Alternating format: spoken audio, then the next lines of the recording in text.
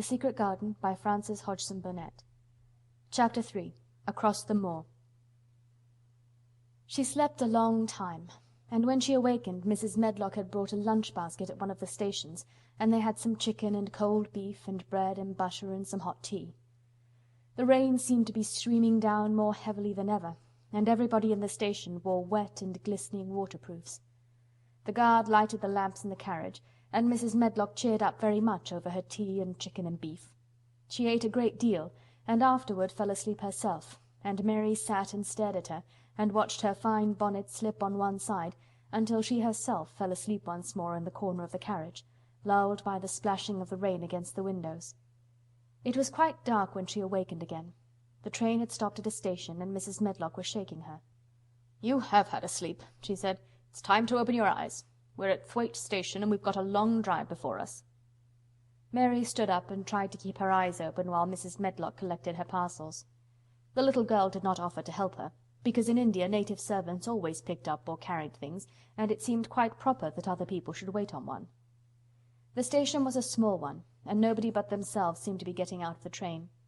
The station-master spoke to Mrs. Medlock in a rough, good-natured way, pronouncing his words in a queer, broad fashion which Mary found out afterwards was Yorkshire. "I see thou's got back," he said, "and thou's brought the young un with thee." "Aye, that's her," answered Mrs. Medlock, speaking with a Yorkshire accent herself, and jerking her head over her shoulder toward Mary. "How's thy missus?" "Well enow. The carriage is waiting outside for thee." A brougham stood on the road before the little outside platform. Mary saw that it was a smart carriage, and that it was a smart footman who helped her in.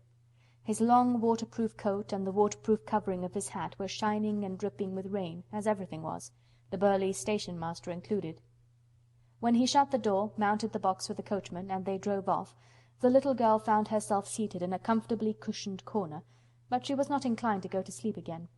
She sat and looked out of the window, curious to see something of the road over which she was being driven to the queer place Mrs. Medlock had spoken of.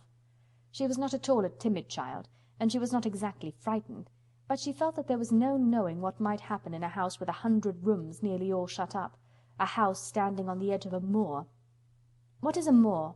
she said suddenly to Mrs. Medlock. "Look out the window in about 10 minutes and you'll see," the woman answered. "We've got to drive 5 miles across Missel Moor before we get to the manor. You won't see much because it's a dark night, but you can see something." Mary asked no more questions, but waited in the darkness of her corner, keeping her eyes on the window. The carriage lamps cast rays of light a little distance ahead of them, and she caught glimpses of the things they passed. After they had left the station they had driven through a tiny village, and she had seen whitewashed cottages and the lights of a public-house. Then they had passed a church and a vicarage, and a little shop window or so in a cottage with toys and sweets and odd things set out for sale. Then they were on the high road, and she saw hedges and trees.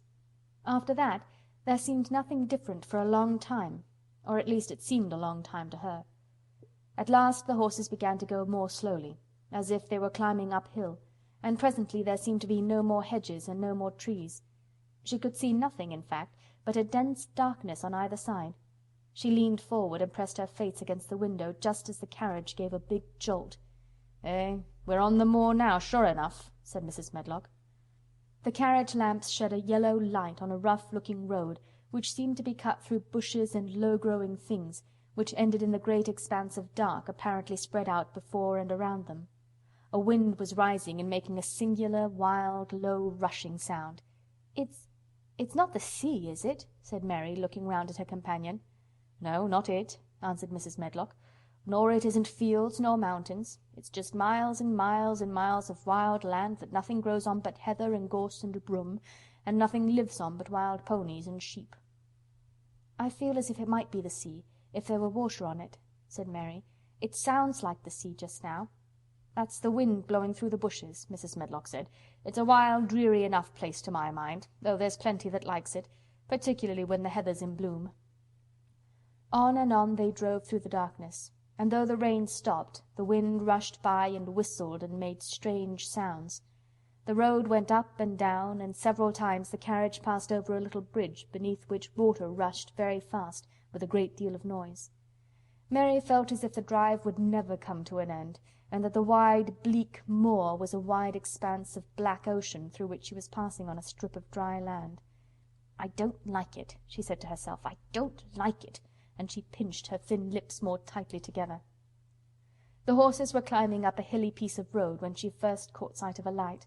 Mrs. Medlock saw it as soon as she did, and drew a long sigh of relief. I am glad to see that bit of light twinkling," she exclaimed. "It's the light in the lodge window. We shall get a good cup of tea after a bit, at all events."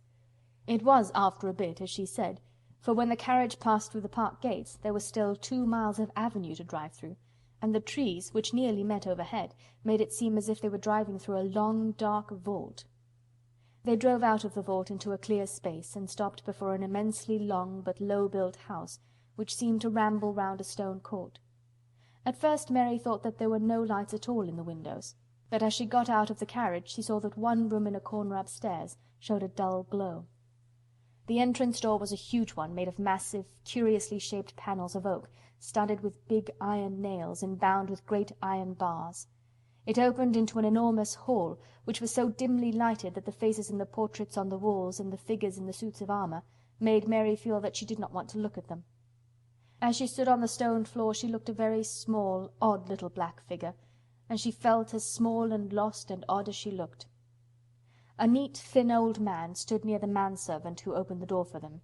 "You're to take her to her room," he said in a husky voice. "He doesn't want to see her. He's going to London in the morning." "Very well, Mr. Pitcher," Mrs. Medlock answered. "So long as I know what's expected of me, I can manage." "What's expected of you, Mrs. Medlock," Mr. Pitcher answered, "is that you make sure that he is not disturbed, and that he doesn't see what he doesn't want to see." And then Mary Lennox was led up a broad staircase, and down a long corridor, and up a short flight of steps, and through another corridor and another, until a door opened in a wall, and she found herself in a room with a fire in it, and a supper on a table. Mrs. Medlock said unceremoniously, "Well, here you are. This room and the next are where you'll live, and you must keep to them, don't you forget that." It was in this way Mistress Mary arrived at Misselthwaite Manor, and she had, perhaps, never felt quite so contrary in all her life. End of Chapter 3